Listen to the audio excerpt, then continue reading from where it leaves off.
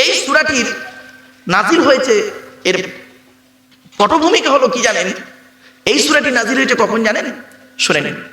তাবুকের যুদ্ধ সেরে বনু মুস্তালিক গোত্রের কিছু মানুষ, মুহাজির আর আনসার। আচ্ছা, মুহাজির কাদের বলে? যারা মক্কা থেকে মদিনায় গিয়েছে আল্লাহর হুকুমে, নবীর ভালোবাসায় মক্কা থেকে মদিনায় গেছে, তাদের বলে মুহাজির। কি বললাম? মুহাজির। আর মদিনার লোক যারা এদেরকে সাহায্য করেছে গাড়ি বাড়ি টাকা পয়সা জায়গা দিয়ে, তারা হলো আনসার। কি বললাম? আনসার। এই দুটো নাম মনে রাখুন। এই বাচ্চা চুপ, এই দুটো নাম মনে রাখুন। তাহলে এই দুটো নাম যদি মনে থাকে তাহলে আপনারা সূরাটার মানে বুঝতে পারবেন, নইলে বুঝতে পারবেন না, বেকার হয়ে যাবে, আমার বলাটা আলোচনা বেকার হয়ে যাবে। মুহাজির কাদের বলে? যারা মক্কা থেকে মদিনায় গিয়েছে আল্লাহর আদেশে এবং নবীর ভালোবাসায়, মানে ঈমান নিয়ে গেছে, তারা হলো মুহাজির। আর যারা ওই মুহাজিরদের সাহায্য করেছে বিভিন্ন দিক থেকে, তাদের বলে আনসার। তাহলে দুটো দল বেরোলো, মুহাজির আর আনসার। এখন বনু মুস্তালিক গোত্রের এক জায়গাতে পানির একটু প্রবলেম দেখা দেয় অভিযানে যাওয়ার সময়। তখন এক জায়গায় নবীজি করলেন কি, লোকেদেরকে তাঁবু ফেলতে বললেন, থাকলেন। সেখানে থাকার কিছুক্ষণ পর একটা ঝামেলা দেখা দিল। ঝামেলাটা কি শুনে নিন। একটা কুয়ার পানি তোলা নিয়ে মুহাজির আর আনসারদের মধ্যে দুজন লোক, মুহাজিরদের একজন লোক, আনসারদের একজন লোক, সাহাবী, দুজনেই সাহাবী, কিন্তু তর্ক লেগে গেল। তর্ক করতে করতে করতে করতে করতে করতে হাতাহাতি শুরু হয়ে গেল। ওই দুজনে হাতাহাতি শুরু করে দিল। তখন করেছে কি, মুহাজির লোকটা আনসারি লোকটার, সাহাবীটার, মুহাজির সাহাবীটা আনসারি সাহাবীর গায়ে হাত তুলে দিল। দিতেই তখন কি হচ্ছে জানেন? আনসার লোকটা করেছে কি, ওদের দলের লোকগুলোকে ডাকছে, আনসারীদেরকে ডাকছে, এই তোমরা এসো, আমাকে মারছে ওরা, এসে আসবে। আনসারি লোক কিছু জড়ো হলো। মুহাজির লোকটা, সাহাবীটা দেখলো যে ও যখন আনসার অন্য লোকেদের ডাকছে, তাহলে আমিও ডাকি। ও তখন বলে, এই মুহাজিররা আমার সঙ্গে এসো। বলে মুহাজিরদের কিছু সাহাবী ওর সঙ্গে জুড়ে গেল। তা দুটো দল হয়ে গেল, মারামারি হবে এরকম উপক্রম। এমত অবস্থায় একজন 25 বছরের যুবক সাহাবী সেই ঘটনাটা দেখে ছুটে গিয়ে নবীজির কাছে গেছে। নবীজির কাছে গিয়ে বলছে, ইয়া রাসূলুল্লাহ, ইয়া রাসূলুল্লাহ, আপনি দয়া করে একটু চলুন ওই কুয়ার কাছে। বলছে কেন? বলছে ওখানে আনসারি আর মুহাজির দুইজন সাহাবীর মধ্যে ঝগড়া হতে হতে দুটো দল তৈরি হয়ে গেছে, এই মুহূর্তে একটা মারামারি যুদ্ধ হয়ে যাবে, আপনি চলুন। নবীজি এখন গিয়ে দেখছেন সত্যি তো। নবীজি বলে, নাই, এটা জাহিলি যুগের কাজ, তোমাদের, তোমরা কি হয়েছে, তোমাদের মারামারি ঝগড়া করছো কেন, ছেড়ে দাও বলে দুজনকে আলাদা করে দিল। নবীজি কিছু সাহাবী করলেন কি, ওই যে আনসারি আর মুহাজির দুজন সাহাবী ছিল, ওদের মিল মহব্বত করিয়ে দিল, ঝগড়া মিটে গেল। ক্লিয়ার? ঝগড়াটা মিটে গেল। আব্দুল্লাহ ইবনে উবাই, ওই শয়তানটা আব্দুল্লাহ ইবনে উবাই এখন করছে কি জানেন? আনসারি সাহাবীদের বলছে, হয়েছে হয়েছে তো, ওই মুহাম্মদ মদিনায় মক্কায় ছিল, ভালো ছিল, তোমরা আনতে গেছো, সর্বনাশটা হয়েছে। এই দেখো, ওরা তোমাদের এখানে এসে তোমাদের খাবে, তোমাদের মারবে, তোমাদের সব আত্মসাৎ করে নেবে। কানে লাগিয়ে দিল, আনসারি সাহাবীদের লাগিয়ে দিল। আর মুহাজিরদেরকে বলল যে এই তোরা বুঝিসনি, ওরা এরকম করছে তো, মদিনায় যা, এই মক্কায় যা, গেলে ওদের একদম ঠেঙে আটা তুলে দিবি, মদিনায় গেলে। ওদের কানে লাগিয়ে দিল। এই কথাটা এখন চাপান উত্তর চলছে, মানে কি, এরাও টান টান, ওরাও টান টান। এই ঘটনাটা ওই যুবক ছেলেটা গিয়ে নবীজিকে বলল, ইয়া রাসূলুল্লাহ, আপনি কি জানেন এদের নাটের গুরুটা কে? বলছে কে? আব্দুল্লাহ ইবনে উবাই। কিছু বুঝতে পারছেন? নবীজি এখন ওই যুবক ছেলের কথাটা প্রথমত নবীজি বিশ্বাস করেননি। হয়তো যুবক ছেলে কি বলছে, তখন নবীজি বলছে, এই দেখো যুবক, তুমি যেটা বলছো ঠিক তো, মিথ্যা নয় তো? বলছে না ইয়া রাসূলুল্লাহ, আমি সত্য কথাই বলছি। যুবকের কথাটা নবীজি বলল। কিছুক্ষণ পরে কিছু লোক করলো কি, এবার আব্দুল্লাহ ইবনে উবাইকে যখন ধরলো, এই আব্দুল্লাহ ইবনে উবাই, তুমি এরকম কথাগুলো এদের মধ্যে লাগিয়েছো। তখন আব্দুল্লাহ ইবনে উবাই বলছে, ওই মুনাফিকটা কি বলছে শুনুন, আল্লাহর কসম করে বলছি এই কথা আমি কোনোদিন বলিনি। তখন কিছু সাহাবী ওই যুবক ছেলেটার উপরে রেগে গেল। উনি খোদার আল্লাহর কসম করে বলছে, আর তুমি এ লাগিয়ে দিলে যুবক ছেলে। এবারে কিছু সাহাবী ওই যুবকটাকে মারবে মারবে এমন উপক্রম, মারবে মারবে উপক্রম। তখন যুবকটা লুকিয়ে লুকিয়ে লুকিয়ে লুকিয়ে চলতে লাগলো। এবারে নবীজি ওখান থেকে যাচ্ছে গন্তব্যস্থলে, যাওয়ার সময় করেছে কি, ওই যুবক ছেলেটা, ওই শানে নজরুলটা শুনুন, এই গল্পটা শুনে নি, আয়াতের মানে শুনতে বুঝতে সুবিধা হবে। যুবকটা করেছে কি, নবীর কাছাকাছি কাছাকাছি যাচ্ছে, নবীজির ঘোড়া আর ওই যুবকের ঘোড়া পাশাপাশি। তখন নবীজি করছেন কি, ওই যুবক ছেলেটা কানটা ধরেছে, এই কানটা ধরে বলছে, এই যুবক তুমিই হলে পারফেক্ট, আব্দুল্লাহ ইবনে উবাই হলো মুনাফিক, আর ওই এত দলের নাটের গুরু গন্ডগোলটা লাগিয়েছে। তোমার সম্পর্কে আল্লাহ কোরআনের আয়াত একটা সূরা নাজিল করে দিয়েছে, সূরা মুনাফিকুন। জোরে বলুন সুবহানাল্লাহ। তুমি যে সত্য তার প্রমাণ হয়ে গেছে। এখন কিছু সাহাবী গিয়ে ওই আব্দুল্লাহ ইবনে উবাইকে বলছে, এই আব্দুল্লাহ ইবনে উবাই, যা ভুল হয়েছে হয়েছে, চলো নবীর দরবারে যাই, নবীর দরবারে গিয়ে আমরা কে ক্ষমা চেয়ে আসি। স্যার আব্দুল্লাহ ইবনে উবাই বলছে, মুনাফিকটা বলছে, দাস। আচ্ছা আমার মাথা করুন, আর বুঝতে পেরেছেন? দাস, ঠিক এইভাবেই কোরআনে লেখা আছে, আয়াতটা পড়বো যখন মানে করে বুঝবেন। ব্যাস আল্লাহ পাক বলে দিলেন, নবী ওরা হলো মুনাফিক, ইসলামের চরম শত্রু। এবারে মুনাফিকদের চিনবেন কি দেখে, সব আসছে আয়াতটার মধ্যে। চলুন আয়াতটা পড়ি।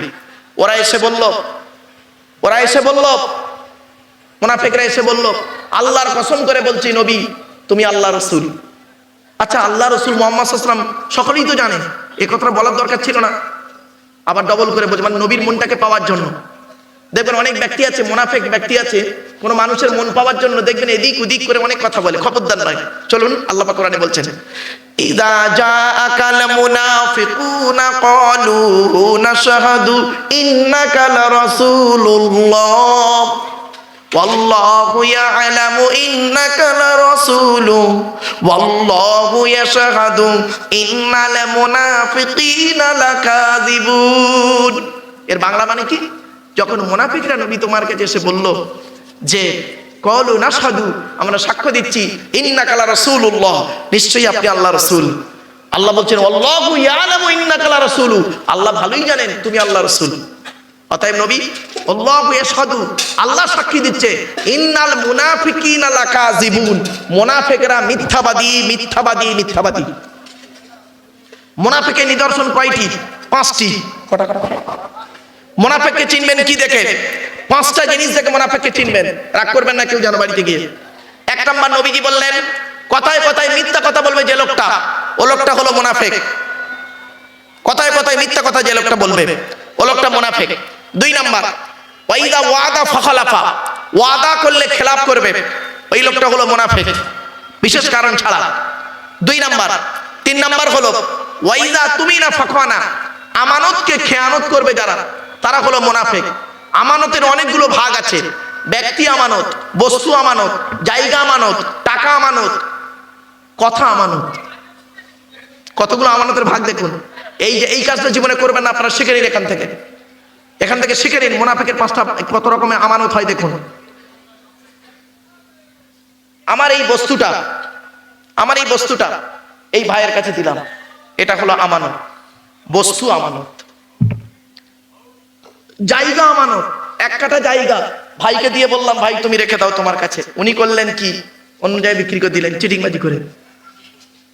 জাস্ট উদাহরণ, জায়গা আমানত। তাহলে বস্তু আমানত, জায়গা আমানত। টাকা আমানত, আমি কিছু টাকা ভাইকে দিয়ে বললাম ভাই রেখে দেন, উনি টাকাটা আত্মসাৎ করে দিল, টাকা আমানত। কত রকম হলো? 3টে। 4 নাম্বার, ব্যক্তি আমানত। আমার একটা মেয়ে আছে, 15 বছরের মেয়ে, উনি আলেম মানুষ, কি পীর সাহেব আলেম মানুষ, ওনাকে দিয়ে বললাম হুজুর আপনার বাড়িতে আমার মেয়েটাকে রাখুন, আমি গরিব মানুষ, আমার মেয়েটাকে কোরআনের শিক্ষা দেবেন। উনি আমার মেয়েটাকে করলেন কি, 18 বছর মেয়েটার বয়স যখন হলো, মেয়েটাকে বাড়ি পাঠালেন, 4 মাসের পেটে বাচ্চা। বুঝতে পারছেন না? বুঝতে পারেননি কথাটা? বুঝতে পারেননি না? বুঝি ওই হলো ওনার চরিত্র, উনি হলো মুনাফিক। ব্যক্তিকে আমানতের খেয়ানত করে। আমি মেয়েটাকে দিয়েছিলাম কি জন্য? ওনার কাছে আল্লাহ ওয়ালা বানাতে। উনি কি করলেন? তার সঙ্গে জেনা করে তার পেটে বাচ্চা আনিয়ে দিলেন। সে যাই হোক বাবা, আমার কথাগুলো কে রাগ করলো না করলো আমার দেখার দরকার নেই বাবা। আল্লাহর কোরআন কোরআনের পথে যাবে, হাদিস হাদিসের পথে যাবে। চলো তাহলে কটা হলো? চারটে। 5 নাম্বার হলো কথা আমানত। আমি একটা কথা ভাইকে বললাম, ভাই আপনাকে এই কথাটা বিশ্বাস করে বললাম, আপনি দয়া করে কাউকে বলবেন না। উনি করলেন কি? সুযোগ বুঝে আমার সঙ্গে একটু তর্ক বিতর্ক হয়েছে, মনোমালিন্য হয়েছে। উনি করলেন সেই কথাটাকে করলেন কি?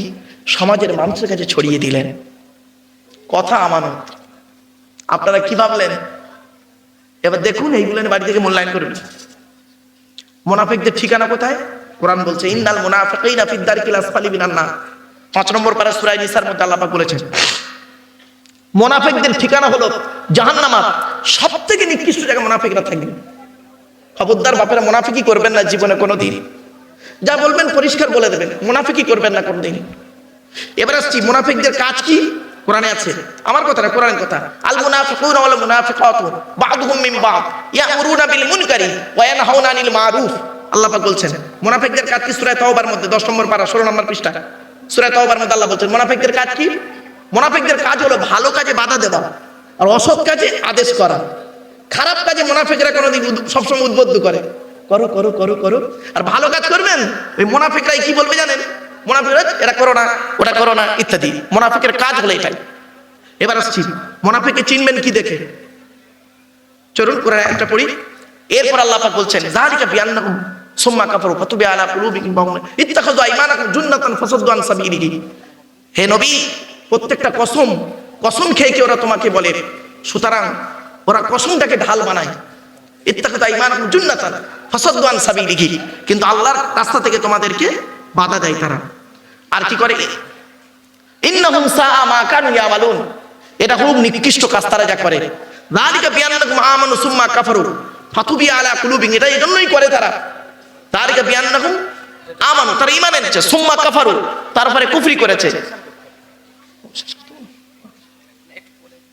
তারা কালেকশন করে দিয়ে কি করবে? থাক ছেড়ে দাও বাপেরা, এটা দীর্ঘ টাইম তো। আমি আয়াতের তাফসীরগুলো একটা আয়াতের তাফসীর খুব লম্বা লম্বা, খালি জাস্ট বিল্লাফ তরজমা করে দিয়ে দিচ্ছি। যাই হোক আমার বাপেরা, যেহেতু রাত হয়েছে তো এই সূরাটা মানে 2-1টা আয়াত অন্তত করে দিই, আর একটা আয়াত করে দিই অন্তত বাবা। যালিকা বিআন্নাহুম আমানু সুম্মা কাফারু, তারা এইজন্যই এটা করে, তারা ঈমান এনেছে, সুম্মা কাফারু, তারপরে কুফরি করেছে। ফাতুবিয়া আলা কুলুবিহিম ওয়া হুম লা ইয়াফকাহুন, তাদের অন্তরটাকে আল্লাহ পাক মোহর মেরে দিয়েছে, তারা কিছুই বোঝে না। এবার মুনাফিকদের দেখতে কেমন হয় এইটাই শেষ করতে হবে। মুনাফিকদের দেখতে কেমন হয় শুনে নিন।